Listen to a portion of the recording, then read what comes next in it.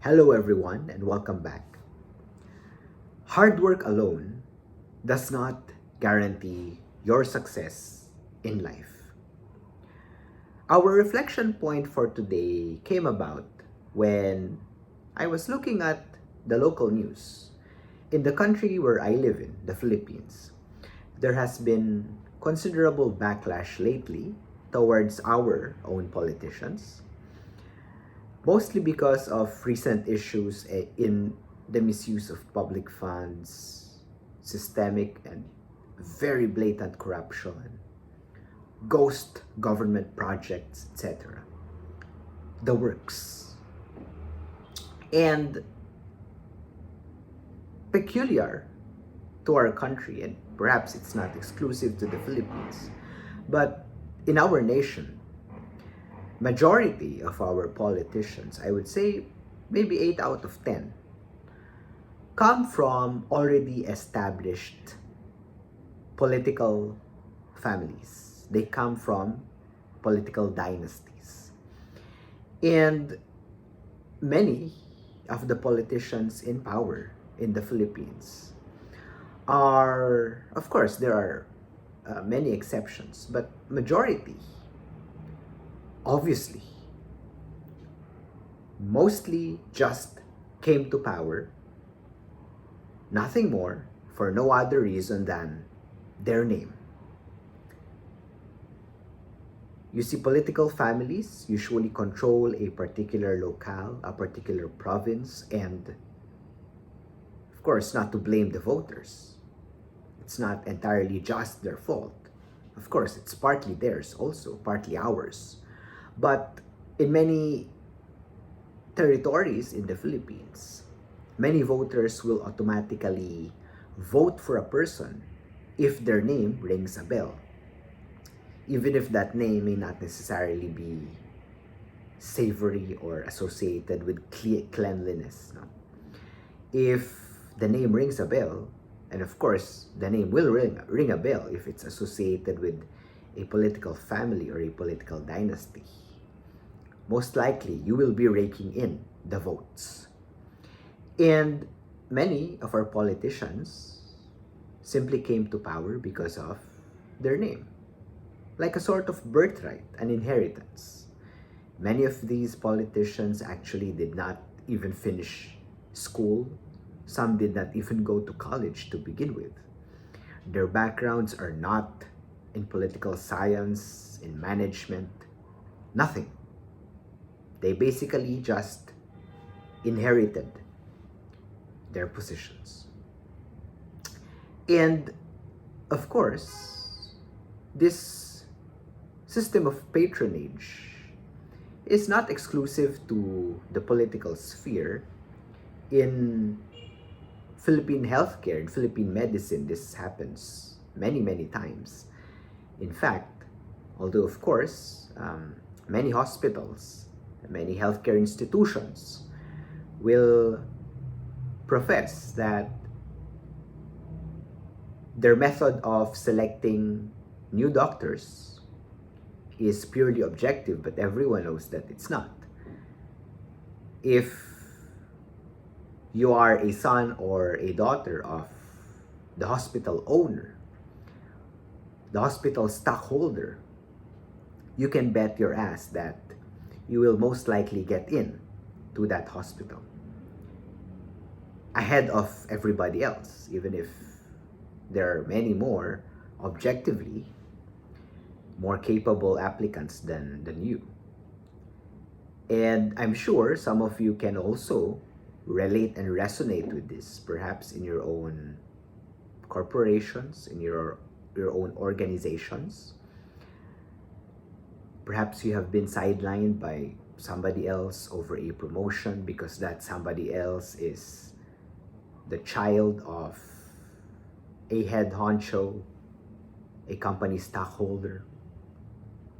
Perhaps you did not get into your dream company in the first place, but many others who, at least on paper, objectively speaking, are not as impressive as you, but they got in because They know people inside the company, and these people may be relatives, maybe compadres, maybe friends of their own families. Happens, it happens. And if you are not used to the way things are by now, you should be, because I believe it's not exclusive to any particular industry, to any particular sphere of society. It's just that hard work alone, per se, is not a guarantee to being successful outright.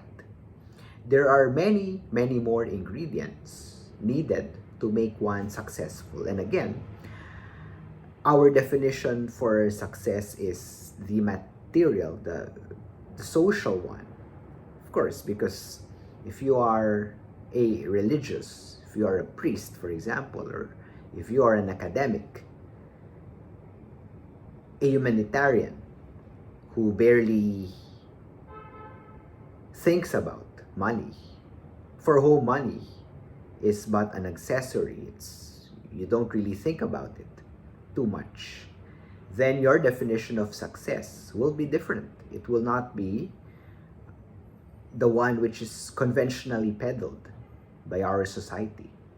But our definition for this video's sake is success as the commercial, the materialistic sense by which society peddles it. You know, the climbing of the corporate ladder, adequate compensation, stuff like that. And aside from hard work, although it might be necessary, I say might because from my country's own experience, many of our politicians don't even seem to work hard at all.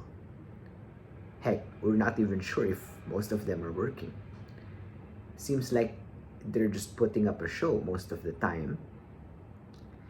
So it might be an ingredient, hard work, but many times you also need luck. You need connections, definitely, and although there's nothing we can do about it, you need to be born into a certain set of conditions, a certain set of circumstances, a certain kind of family, if you want to attain that specific kind of success.